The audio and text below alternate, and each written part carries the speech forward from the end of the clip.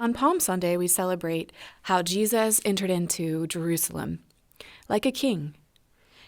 He rode through the streets with his friends, the disciples, and lots of people came out of the city, and they were throwing down palm branches, covering the ground, honoring him, waving the palm branches and shouting, "Hail King Jesus! Blessed is he who comes in the name of the Lord." They thought this was going to be their new king, their new ruler, and that maybe he would kick out the Roman soldiers who had taken over their country. But Jesus had come to Jerusalem for a much bigger, better plan than they could imagine. And that week was the week of Passover, a time when everybody celebrated how God brought their ancestors out of slavery in Egypt. And Jesus was about to bring everyone out of slavery to sin and death. But nobody knew this yet. They just thought their King Jesus was going to save them from the Romans. So that week they all sat down together and they had a special meal, Jesus and his friends. He served them. He acted more like a servant than a king.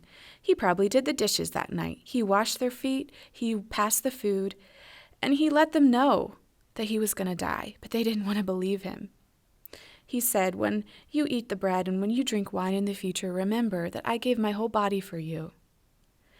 And then he said, "One of you is going to betray me tonight. You're going to hand me over to my enemies."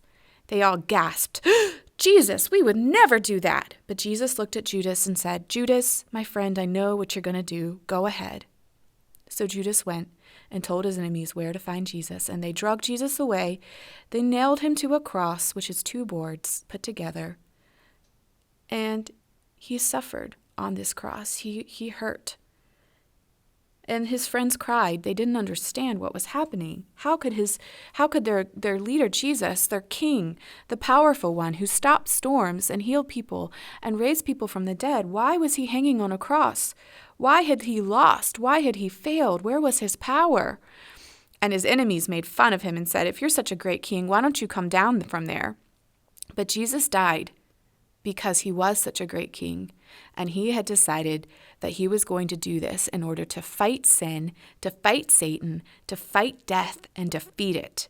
So he chose to die, and he was buried in a tomb, and 3 days later, although there was a big stone in the way and soldiers guarding his tomb, he busted out of there, and he rose again, back to life, and he was the king over everything. He had defeated sin and death.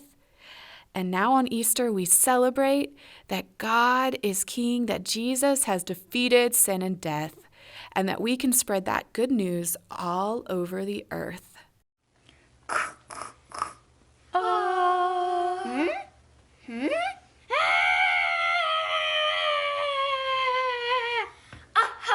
He is risen.